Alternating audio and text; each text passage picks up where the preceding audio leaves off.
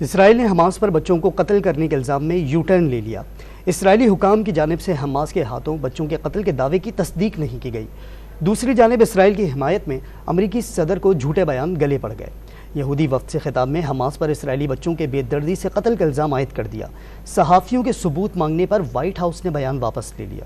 اسرائیل نے حماس پر بچوں کو قتل کرنے کے الزام سے یو ٹرن لے لیا۔ اسرائیل کی جانب سے پہلے حماس پر بچوں کو بے دردی سے ذبح کرنے کا الزام لگایا گیا، لیکن بعد ازاں الزامات سے ہی انکار کر دیا۔ امریکی نشریاتی ادارے کی رپورٹ کے مطابق اسرائیلی حکام کی جانب سے حماس کے ہاتھوں بچوں کے قتل کے دعوے کی تصدیق سے انکار کر دیا گیا۔ دعویٰ کیا ہے کہ حماس کے اکثریت پسندوں کے سر قلم کرنے اور داعش کے طرز کے دیگر مظالم کے واقعات تو سامنے آئے ہیں، تاہم تصدیق نہیں کر سکتے کہ متاثرین بچے تھے۔ اسرائیلی وزیر اعظم آفس آف فورسز کی جانب سے حماس پر بچوں کے قتل عام کے الزامات عائد کیے گئے تھے۔ امریکی صدر جو بائیڈن نے بھی اسرائیلی بچوں کے قتل عام سے متعلق بیان تو دے دیا، لیکن اب وائٹ ہاؤس نے ان کا بیان واپس لینے کا اعلان کیا ہے۔ صدر جو بائیڈن اپنی تقریر کے دوران آف اسکرپٹ گفتگو کا رجحان رکھتے ہیں۔ اس رجحان کی وجہ سے اب وائٹ ہاؤس نے صدر کی جانب سے دیے گئے بیان کو واپس لے لیا ہے، جس میں انہوں نے کہا تھا کہ حماس کے حملہ آوروں کی جانب سے ان گھناؤنے مظالم کی امریکہ کو باضابطہ تصدیق کی گئی ہے۔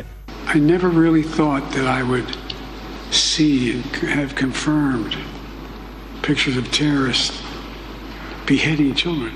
واشنگٹن میں یہودی رہنماؤں سے خطاب میں جو بائیڈن نے حماس حملہ آوروں کے ہاتھوں اسرائیلی بچوں کے سر قلم کرنے کی تصویر پر حیرت کا اظہار بھی کیا تھا۔ اب وائٹ ہاؤس نے اسرائیلی بچوں کے قتل سے متعلق امریکی صدر کا بیان واپس لے لیا ہے۔